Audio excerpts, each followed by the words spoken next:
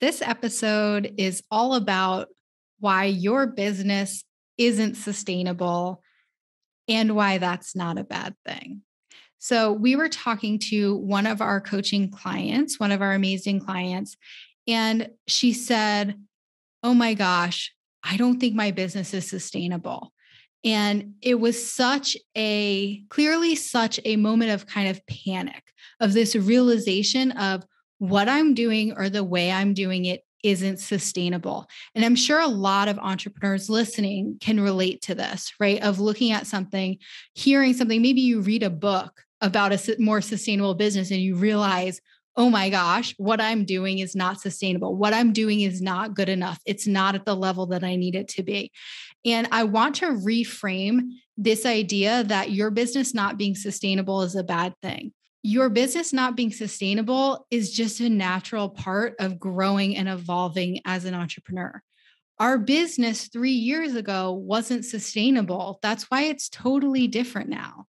There's pieces of your business that are unsustainable all the time, which is why you keep innovating, which is why you look honestly at what's going on and you change things, you improve, you evolve things.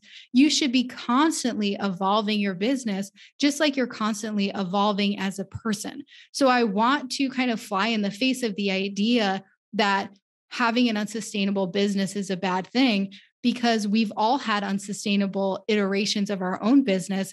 And if you look back in 2 years, you're going to see things about what you're doing now in your business that are unsustainable. And that's not a bad thing. That's just part of your growth journey.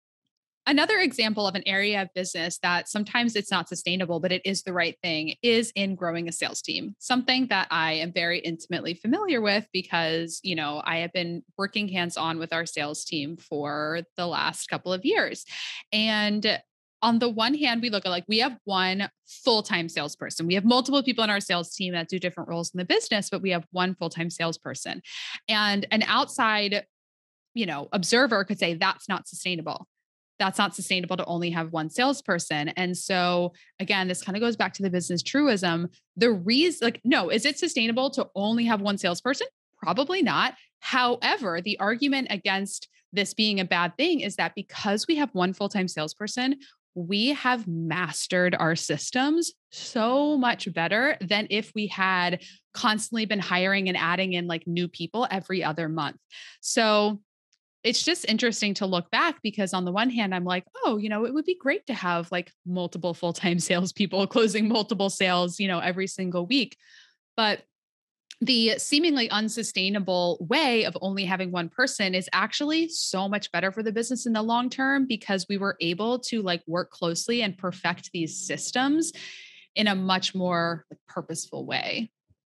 Yeah. And it's not that we're not making it more sustainable, right? We are currently hiring for more salespeople. And that's a really important point, too, of this idea that the realization that your business or something in your business isn't sustainable doesn't need to be this terrifying wake up call that it's all going to fall apart. It's an opportunity to ask, okay, cool. How can I make this more sustainable? And it's not going to happen overnight, but you can start taking those steps to make pieces of your business more sustainable, to start changing them and evolving them. And that's how you grow a business. That's how you get something that's increasingly sustainable. Another area where this happens is in your business finances. Yeah. So we are huge advocates of profit first. We love it. It is not that we think profit first is one size fits all for every business. If you have a lot of traditional accounting experience, you're probably very capable of handling your business finances, and profit first would be weird for you to use, right? Because you can succeed with traditional accounting, and that's great. For the majority of business owners who don't have a lot of finance or accounting experience, profit first is a great option, which is why we're so passionate about it. It's been very successful for us. And this is something that comes up when people start to look at implementing profit first to fix the cash flow in their business.